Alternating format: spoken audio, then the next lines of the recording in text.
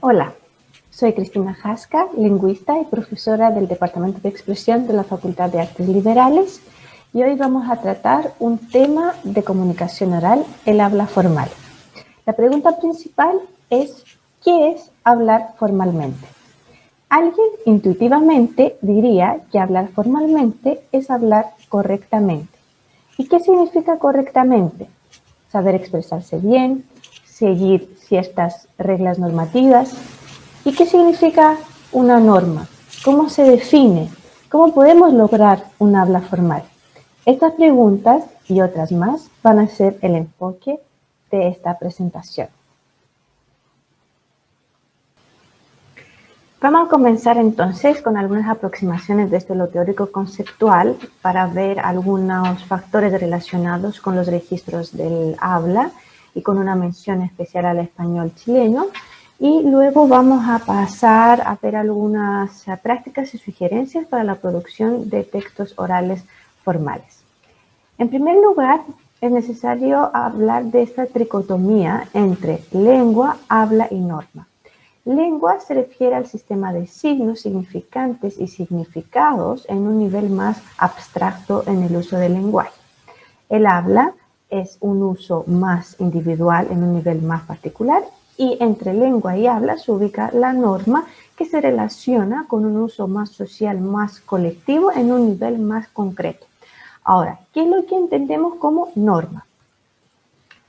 Según el diccionario de la RAE y desde la aproximación lingüística, norma es un conjunto de criterios lingüísticos que regulan el uso considerado correcto. Y también es una variante lingüística que se considera preferible por ser más culta. Entonces vemos que esta aproximación tiene dos perspectivas: norma como modelo que seguir y norma como uso, es decir, como un producto lingüístico útil dentro de contextos predeterminados. ¿Qué es lo que entendemos entonces como correcto y como culto? Ambrosio Rabanales, lingüista chileno, uno de los más importantes del habla hispana del siglo XX, dice que la cultura hispánica es multinormativa y hace esa distinción entre norma culta e inculta según una diferencia funcional metodológica dependiente del nivel de instrucción del hablante. Mientras más alto, más culta la norma y viceversa.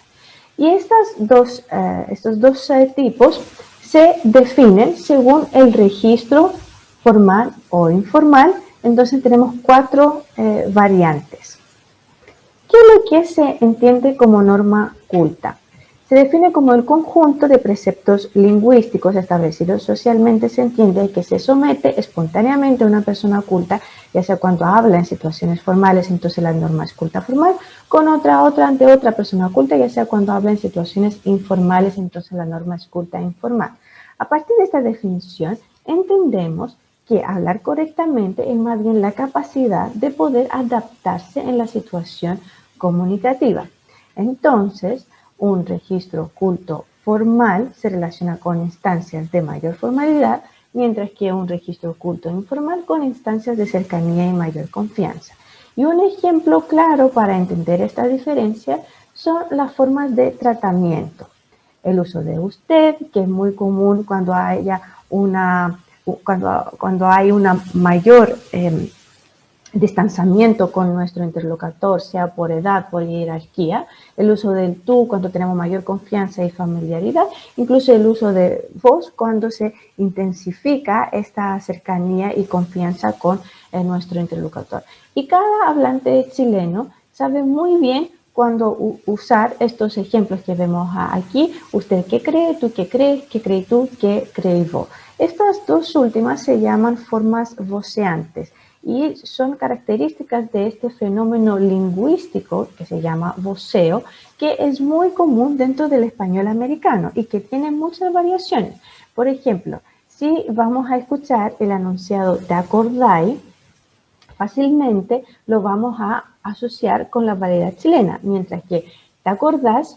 Se relaciona con la variedad rioplatense, es decir, argentina o uruguaya. Entonces, a partir de estos indicios que son gramaticales, también pueden ser fonéticos, la pronunciación, la entonación, léxicos, podemos saber de dónde proviene el hablante. Y a partir entonces de estos indicios se forman los prejuicios lingüísticos, es decir, que los individuos usan la lengua no solamente para situarse dentro de su espacio social, sino también para localizar socialmente a los demás. Y un ejemplo que vale la pena mencionar es el habla chilena. En general existe una percepción negativa sobre la variedad dialectal del español chileno y una baja autoestima del propio hablante chileno. Es muy común escuchar prejuicios del tipo el chileno nadie lo entiende, habla muy rápido, come todas las S, todas las D, no tiene tanto vocabulario, tiene muchos modismos, los conocidos chilenismos, que un término que también introdujo Rabanales con esta definición en su tesis doctoral, que dice que se entiende toda expresión oral escrita o somatolálica, somatolálica quiere decir que se comunica con el cuerpo y con la voz, que es originada en Chile desde cualquier punto de vista gramatical por los chilenos que hablan el español como lengua propia o por los extranjeros residentes que han asimilado el español de Chile. Ahora, la pregunta que surge es si estos chilenismos o otros elementos dentro del español chileno deberían usarse como indicios de una valoración negativa. ¿Qué pasa con las otras variedades del español? No tienen sus propios modismos, sus propias variaciones. ¿Cómo estas se relacionan con la identidad, la riqueza lingüística, la cultura de cada comunidad de habla? ¿Qué función, qué uso tienen dentro de ciertos contextos en el habla? Entonces, antes de emitir un juicio, quizás tenemos que hacer estas preguntas y yo les voy a dejar con esta reflexión para terminar esta primera parte de la presentación, si es válido preguntarse si hay una variedad dialectal mejor que otra y cuáles son los criterios que tenemos que considerar para responder esta pregunta. Vamos a seguir entonces ahora con algunas sugerencias desde la práctica para la producción de textos orales formales. Primero tenemos que saber qué tipo de texto oral vamos a producir, cuál es su función y cuál es su objetivo. Si es un texto descriptivo, explicativo, argumentativo, por ejemplo, si vamos a describir, narrar, comparar, evaluar, tenemos que tener en cuenta que los eventos se van a demostrar en una secuencia, en un orden lógico. Si vamos a explicar, dar a entender una idea, debemos demostrar una causa y correlacionarla con su efecto. Si vamos a argumentar, vamos a tener que plantear una postura, es decir, defender una tesis y convencer nuestra audiencia a través de argumentos y respaldos. Y entonces cuando tengamos claro este tipo de texto formal que vamos a producir oralmente, necesitamos planificarlo. Esto es muy importante porque hablar formalmente es muy distinto que hablar en una instancia informal, entre amigos, entre parientes, entre familiares. En el habla formal necesitamos organizar las ideas y ordenarlas, y esto lo hacemos a través de esquemas, pensar en 3 grandes ideas, no más, y luego explayarlas según el tema tratado y ordenarlas en una estructura que contempla una introducción, un desarrollo y un cierre. Y para esa estructura yo les voy a sugerir la regla de 3D. En la introducción, decir lo que vas a contar. En el desarrollo, decirlo. Y en el cierre, decir lo que contaste. En esta previa preparación también es importante practicar y ensayar para tener mayor autonomía y seguridad en la expresión y demostrar a su audiencia que manejan bien el tema.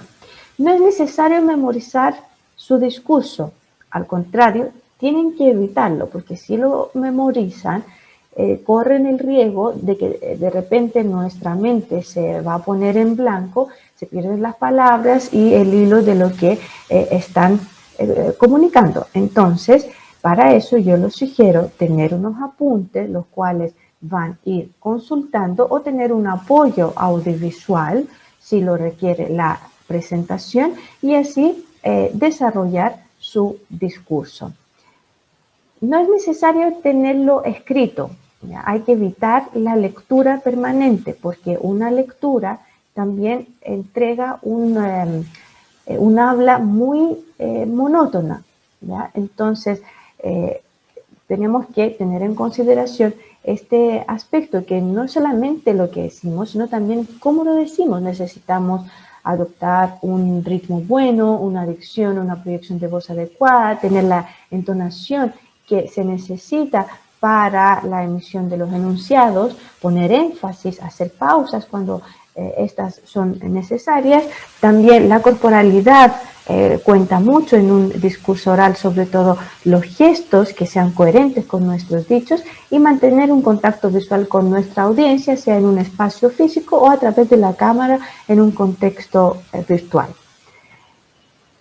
Entonces, para practicar, yo les voy a invitar a buscar ciertos tipos de textos orales de interés y de motivación propia, temas que a ustedes les gustaría hablar, temas contingentes con una claridad de objetivos, ver cómo planificar las ideas y también plantearlas de una manera eficiente y efectiva frente a una audiencia. Sobre este último, si ustedes se sienten nerviosos o nerviosas a hablar en público, lo que pueden hacer durante la previa preparación es grabarse y después hacer una evaluación o pedir a una audiencia donde pueden ensayar que les haga luego una retroalimentación. Por último, necesitan tener en mente que en un contexto formal, cuando producimos nuestros discursos, no hay que olvidar que existe ese eje triple en la comunicación. ¿De qué hablar? ¿Para qué hablar? ¿Y cómo hablar? Bueno, espero que esta cápsula les haya sido de utilidad. Recuerden, como decía el lingüista chileno Rabanales, que hablar es un modo de comportarse, igual que vestirse y comer, y como todo tipo de comportamiento humano, hay que seguir con algunas reglas en relación con ciertos factores que hemos visto en esta cápsula y que también tienen que tener el objetivo claro de una comunicación oral formal, plantear las ideas, planificarlas y poder transmitirlas de una manera lo más eficiente y efectiva posible. Que estén muy bien y les deseo mucho éxito en la planificación y producción de sus discursos.